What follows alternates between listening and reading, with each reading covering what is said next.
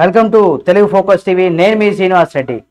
కాంగ్రెస్ పార్టీలో వైఎస్ఆర్సీపీ పార్టీ విలీనం చేసేస్తారు అని వస్తున్న వార్తలపైన డికే శివకుమార్ సంచలనమైనటువంటి ప్రకటన చేశారు. అయితే ఇందులో ఎంత వాస్తవం ఉంది అవాస్తవం ఉంది అనేది కూడా ఆయన చేసినటువంటి ప్రకటన ఇప్పుడు సోషల్ మీడియా వేదికగా కూడా బాగా వైరల్ అవుతుంది. మీరు కనుక డికే శివకుమార్ లేకపోతే వైఎస్ జగన్మోహన్ రెడ్డి అభిమానులు అయితే జగన్మోహన్ రెడ్డికి సంబంధించి మరిన్ని అప్డేట్స్ మీ ముందుకు తీసుకొస్తుంది మా తెలుగు ఫోకస్ టీవీ. కాబట్టి Telugu focus TV channel subscribe చేసుకుని పక్కనే ఉన్న బెల్ బటన్ ఒకటి మాత్రం మర్చిపోకండి. ఇక దీనికి సంబంధించి క్లారిటీలో మనం తెలుసుకుందాం.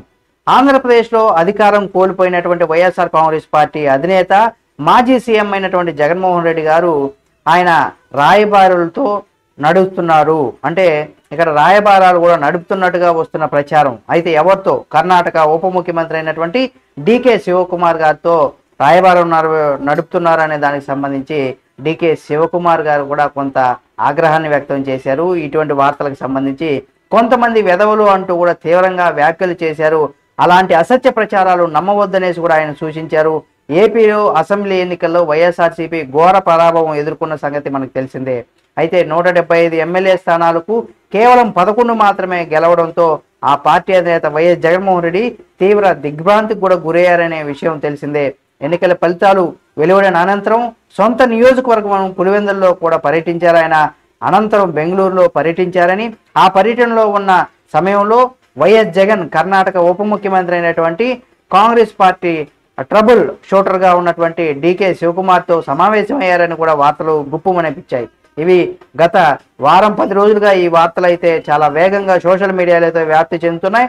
అనేక ఛానల్స్లో కూడా ఈ వార్తలు అయితే చాలా జోరుగా ప్రచారం అయితే జరుగుతుంది. అయితే ఏపీలో మళ్ళీ గెలిచి పరిస్థితి లేకపోవడంతో, అంటే వైఎస్ఆర్ కాంగ్రెస్ పార్టీకి ఏపీలో మళ్ళీ గెలిచేటువంటి పరిస్థితి లేకపోవడంతోనే ఆ పార్టీ వైఎస్ఆర్సీపీ కాంగ్రెస్ పార్టీలో విలీనం చేసే దిశగా ప్రయత్నాలు జరుగుతున్నాయనేసి ఒక ప్రచారం అయితే జరుగుతుంది. దీనికి సంబంధించి కూడా జగన్మోహన్ రెడ్డి గారు డికే శివకుమార్తో కుటుంబ సభ్యులతో అత్యంత సన్నిహితుడుగా కావడం, ఎందుకంటే వైఎస్ రాజశేఖర రెడ్డికి డికే శివకుమార్ కూడా మంచి సాన్నిహిత్యం ఉండేది కాబట్టి, అయితే కుటుంబ సాన్నిహిత్యం కూడా ఉంది కాబట్టి అందుకనేసి డికే శివకుమార్తో కూడా ఆయన కలిసినట్టుగా చెప్తున్నారు. అయితే అత్యంత సన్నిహితుడు కావడంతోనే వీరిద్దరి మధ్య సమావేశం జరిగిందనేసి కూడా అందరూ భావిస్తున్నారు. అయితే ఈ వార్తలు ఏవైతే వచ్చాయో దానికి సంబంధించి కూడా వైఎస్ఆర్సీపీ కాంగ్రెస్ పార్టీలో విలీనం చేసి ఏపీలో బలమైనటువంటి శక్తిగా మార్చేందుకు కూడా డికే శివకుమార్ భారీ ప్రణాళికను కూడా చేస్తున్నారనేసి వార్తలు అయితే వచ్చాయి. ఈ వార్తలు ఏపీలో కలకలం రేపుతున్నాయి కూడా. ఏపీ రాజకీయాలతో పాటుగా కర్ణాటకలో కూడా ఒక తీవ్రమైనటువంటి చర్చనీయాంశంగా కావడం, దీనికి సంబంధించి అంటే జగన్మోహన్ రెడ్డి గారు కూడా ఏపీలో వైఎస్ఆర్ కాంగ్రెస్ పార్టీని కాంగ్రెస్ పార్టీలో విలీనం చేసేస్తారు, దానికి డికే శివకుమార్ గారితో మంతనాలు జరుపుతున్నారు ఆ విధంగా కూడా ఒక ప్రచారం అయితే ఎప్పుడు ఏపీలో గత వారం 10 రోజులుగా జరుగుతుంది.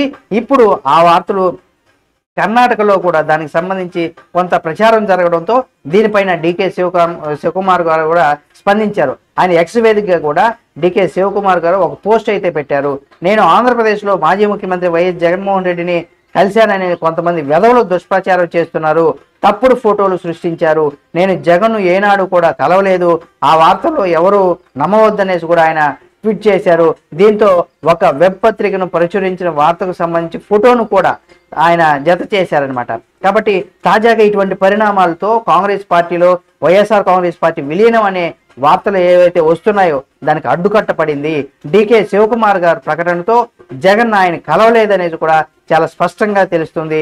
దీంతో ఏపీ రాజకీయాల్లో జగన్ శివకుమార్ భేటీ వార్త ఏదైతే ఉందో అసత్య వార్తలే అనేసి కూడా నిరూపితం అవుతున్నాయి. అయితే ఇలాంటి అసత్య వార్తలను కూడా అధికార టీడీపీ చేయిస్తుందనేసి కూడా వైసీపీ అయితే ఆరోపిస్తుంది.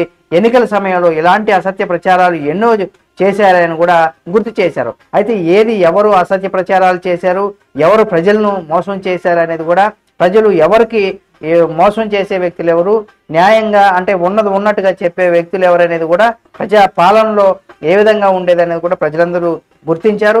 దానికి తగ్గట్టుగానే తీర్పు ఇచ్చారని కూడా చెప్పుకోవచ్చు. కాబట్టి ఏదేమైనా జగన్మోహన్ రెడ్డి డికే శివకుమార్తో కలిశారు అన్నది కూడా అవాస్తవం.